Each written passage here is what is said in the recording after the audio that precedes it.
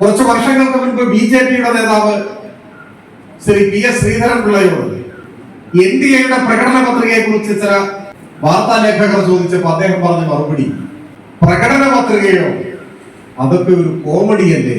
ഇതായിരുന്നു പൊതുസ്ഥിതി. തെരഞ്ഞെടുപ്പിന്റെ ഘട്ടത്തിൽ വോട്ട് കിട്ടുന്നതിനായി ജനങ്ങളുടെ മുൻപാകെ അവതരിപ്പിക്കുന്ന വാഗ്ദാനങ്ങളുടെ ഒരു പട്ടികയാണ് പ്രകടന പത്രിക എന്നതായിരുന്നു സ്ഥിതി. എന്നാൽ LDF ആ സാമ്പ്രദായികമായ രീതികളെ മാറ്റി ഓരോ വർഷവും പ്രോഗ്രസ് റിപ്പോർട്ട് അവതരിപ്പിക്കുന്ന ഗവൺമെന്റായി LDF സർക്കാർ മാറി. ഹലോ ഫ്രണ്ട്സ്, എല്ലാവർക്കും തളിപ്പറമ്പിന്റെ ചുവപ്പ് കോട്ടയിലേക്ക് സ്വാഗതം. കർഷക സംഘം തളിപ്പറമ്പ് ഏരിയ സമ്മേളനം ഇപ്പൊ നടന്നുകൊണ്ടിരിക്കുകയാണ്. CPIMന്റെ തളിപ്പറമ്പിന്റെ ചുവപ്പ് കോട്ടയായ കൂട് വെച്ചാണ് സമ്മേളനം നടക്കുന്നത്. ജൂലൈ 18, 19 തീയതികളിൽ, അതായത് ഇന്നും നാളെയായിട്ടാണ് സമ്മേളനം നടക്കുന്നത്. സമ്മേളനം ഉദ്ഘാടനം ചെയ്യുന്നത് കർഷക സംഘം സംസ്ഥാന ജോയിന്റ് സെക്രട്ടറി സഖാവ് M. സ്വരാജാണ്. CPIM Taliparamba south local കമ്മിറ്റിക്ക് വേണ്ടിയിട്ട് നിർമ്മിക്കുന്ന പുതിയ കെട്ടിടത്തിൽ വെച്ചാണ് ഈ സമ്മേളനം നടക്കുന്നത് എന്നൊരു പ്രത്യേകതയും കൂടി ഈ സമ്മേളനത്തിനുണ്ട്. സമ്മേളനത്തിന്റെ കാഴ്ചകളും വിശേഷങ്ങളും അതുകൂടാതെ സഖാവിന്റെ ഉദ്ഘാടന പ്രസംഗത്തിന്റെ കുറച്ച് ഭാഗങ്ങളും ഉൾപ്പെടുത്തിയതാണ് ഈ വീഡിയോ. പുതിയ ബിൽഡിങ്ങിന്റെ പൂർണ്ണമായിട്ടുള്ള വീഡിയോ പിന്നെ കാണിക്കാം. പണി നടന്നുകൊണ്ടിരിക്കുന്നത്. ഈ സമ്മേളന പരിപാടിയിലേക്ക് സ്വാഗതം ചെയ്തുകൊണ്ട് ഈ സമ്മേളനത്തിന് തുടക്കം കുറിച്ചുകൊണ്ടുള്ള പതാക ഉയർത്തുന്നതിന് വേണ്ടി കർഷക സംഘത്തിന്റെ ഏരിയ പ്രസിഡന്റ് സഖാവ് K. കൃഷ്ണാട്ടനോട് അഭ്യർത്ഥിച്ചുകൊണ്ട് ഞാൻ അവസാനിപ്പിക്കും.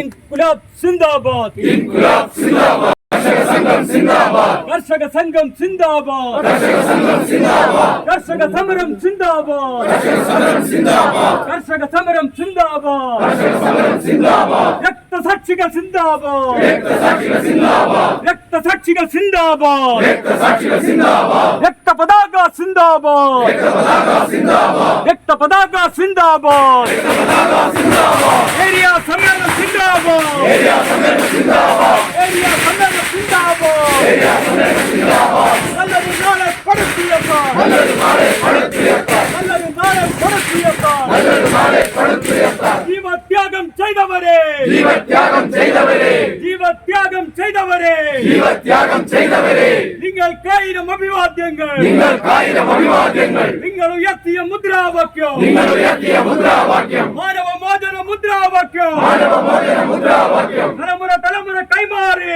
തലമുറ തലമുറ കൈമാറി ഞങ്ങൾ ഈ മണ്ണിൽ ശാശ്വതമാക്കും, ഞങ്ങൾ ഈ മണ്ണിൽ ശാശ്വതമാക്കും. കർഷകരെ തൊഴിലാളികളെ, കർഷകരെ തൊഴിലാളികളെ, കർഷകരെ തൊഴിലാളികളെ, കർഷകരെ തൊഴിലാളികളെ, അധ്വാനിക്കും ജനകോടികളെ, അധ്വാനിക്കും ജനകോടികളെ, അധ്വാനിക്കും ജനകോടികളെ, അധ്വാനിക്കും ജനകോടികളെ. ഒന്നിച്ചൊന്നായി പോരാടൂ, ഒന്നിച്ചൊന്നായി പോരാടൂ, ഒന്നിച്ചൊന്നായി പോരാടൂ, ഒന്നിച്ചൊന്നായി പോരാടൂ.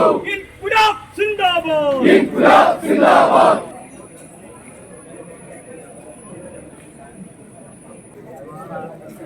കൃഷിക്കാരന്റെ ആവശ്യത്തിന് വേണ്ടിയുള്ള പോരാട്ടം ഏറ്റെടുത്തുകൊണ്ട് ആ പോരാട്ടം വിജയിപ്പിക്കുന്നതിന് വേണ്ടി ത്യാഗപൂർണമായിട്ട് തീർച്ചയായും ഈ സമ്മേളനത്തിന്റെ ഭാഗമായിട്ട് നമ്മുടെ സംഘടനയുടെ കഴിഞ്ഞ 4 വർഷക്കാലത്തെ സമര പ്രക്ഷോഭ പ്രവർത്തനങ്ങളുടെ പ്രവർത്തന രംഗത്ത് നമുക്കുണ്ടായിട്ടുള്ള പുരോഗതിയെയും എന്ന വലിയ സംഘടനാപരമായിട്ട് ഉത്തരവാദിത്തമാണ് ഈ സമ്മേളനത്തിന്റെ ഭാഗമായിട്ട് നിർവഹിക്കാൻ പോകുന്നത്.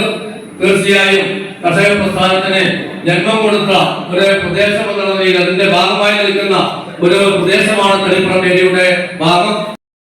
ഒരു പതിറ്റാണ്ടിലേറെയായി നരേന്ദ്രമോദിയുടെ നേതൃത്വത്തിലുള്ള സംഘപരിവാർ ഗവൺമെന്റ് നമ്മുടെ രാജ്യം ഭരിക്കുകയാണ്. ആ ഗവൺമെന്റിന്റെ നയങ്ങളെ സംബന്ധിച്ചെല്ലാം നമുക്കറിയാം. 2014 ശേഷം ഒരു വ്യാഴവട്ടമായി ഇന്ത്യയിൽ BJP മുന്നണി ഗവൺമെന്റ് അധികാരത്തിലിരിക്കും. ആ ഗവൺമെന്റിനെതിരെ, ആ ഗവൺമെന്റിന്റെ ജനവിരുദ്ധവും അതുകൊണ്ട് തന്നെ രാജ്യവിരുദ്ധവുമായ നയങ്ങൾക്കെതിരെ ഏറ്റവും കരുത്തുറ്റ സമരത്തിന്റെ നേതൃത്വം നൽകിയ വിഭാഗം ഇന്ത്യയിലെ കർഷകരാണ്. ഒരുപാട് സമരങ്ങൾ ചെറുതും വലുതുമായിട്ടുള്ളത് ഈ കാലയളവിൽ ഉയർന്നു വന്നിട്ടുണ്ട്. ഞാൻ അതിനെയൊന്നും വില കുറച്ച് കാണുന്നില്ല. പക്ഷേ കർഷകർ നടത്തിയ സമരം കൂട്ടത്തിൽ നിന്നും വേറിട്ട് നിൽക്കുന്ന സമരമായി എല്ലാ അർത്ഥത്തിലും. ഇന്ത്യൻ കാർഷിക മേഖലയെയും തദ്വാര കർഷകരെയും കർഷക തൊഴിലാളികളെയും എല്ലാം ദോഷകരമായി ബാധിക്കുന്ന നിയമനിർമ്മാണത്തിനെതിരായിട്ടാണ് ഇന്ത്യയിൽ സമരം ഉയർന്നു വന്നത്. നമ്മളെല്ലാം ആ സമരത്തിന്റെ ദൈനംദിന വാർത്തകൾ പിന്തുടർന്നവരാണ്. രാജ്യത്തിന്റെ തലസ്ഥാന നഗരി ഒരു സമര കേന്ദ്രമായി മാറി.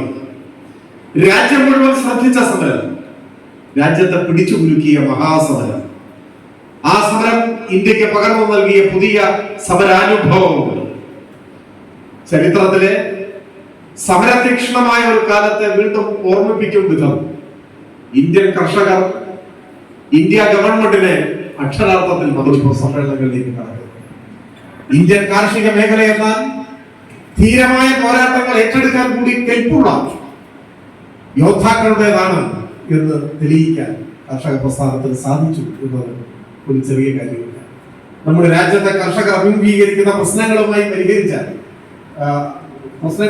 താരതമ്യപ്പെടുത്തിയ ആ പ്രശ്നങ്ങൾ ചർച്ചയ്ക്ക് വിധേയമാക്കിയ ലോകത്തിലെ ഏറ്റവും ദയനീയമായ സാഹചര്യത്തെ നമ്മൾ നേരിടുന്നുവെന്ന് കാണാൻ ഇനിയും വേറെ പോരാട്ടങ്ങൾ ഈ രംഗത്ത് ഉയർന്നു വരും എന്ന കാര്യത്തിൽ ഒരു സംശയമില്ല.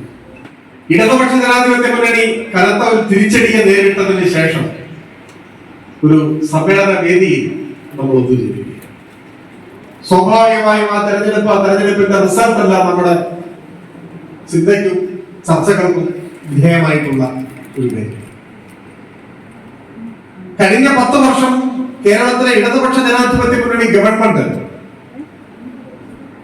കേരളത്തിന്റെ ചരിത്രത്തിൽ തന്നെ എക്കാലം ഓർമ്മിക്കത്തക്ക മഹത്തായ തുടക്കങ്ങൾക്ക് നേതൃത്വം കൊടുത്ത ഒരു ഗവൺമെന്റ് ആയിരുന്നു എന്ന് കാണാൻ കഴിയും.